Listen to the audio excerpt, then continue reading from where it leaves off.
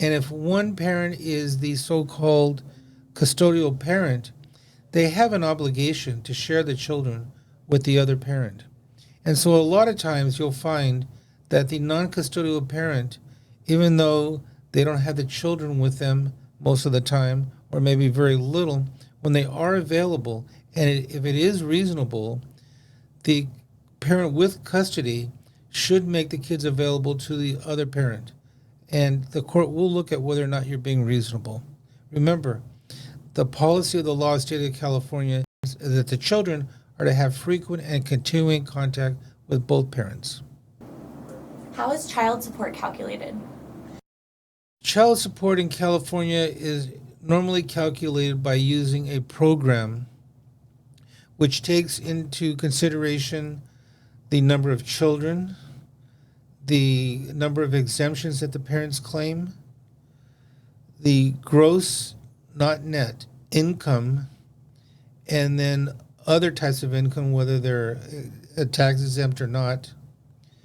And then we'll deduct from there whether or not the person is paying support in another matter or has other children or has mandatory deductions like union deductions, health care deductions, and that sort of thing. What the program does not take into consideration is how much you pay for rent or how much food you eat or anything else.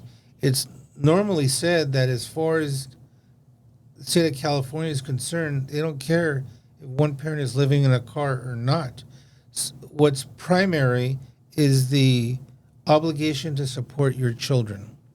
So it can be really brutal for a parent who is the supporting party when he gets the number, especially from the County of Los Angeles.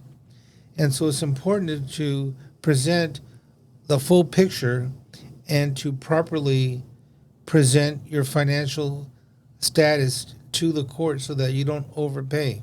I guess one of the most meaningful factors would be the time spent with the children. And if you're 50, you're still going to pay some support if you make a lot more money, but it'll be less. Can it be modified after the fact? Yes. Child support can be modified. The parties cannot agree to waive support. That right does not belong to them. That right belongs to the children. They can modify support to whatever is reasonable, and the court will normally go along with it. It may be that one party is promising to pay the car bill for another party or something like that. And so they both agree that support can be reduced. But absent that, if you want to modify support, there should be a change in circumstances, including one party making more money or the other party all of a sudden doesn't have enough money. They've lost a job. They have become ill or injured and aren't making the money that they should.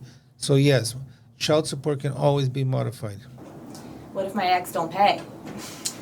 If the party who is ordered to pay support does not pay support, he can be subject to penalties because a support order is a court order.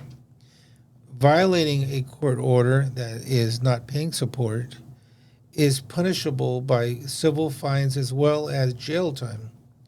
So you can be subject to contempt, attorney's fees, and fines. Also, by the way, child support that is unpaid or is in arrears has interest tapped on top of it. And so it's pretty common to find fathers who have not paid and then one day decide they want to modify support, but they haven't made the move yet. That time for them to complain about support in the past has already run. That interest on that has already accumulated. They can only change support from the time that they file the request for modification. Prior to that, you've lost all your opportunities. That is how strong the policy is with regards to the support of the children, that you don't get a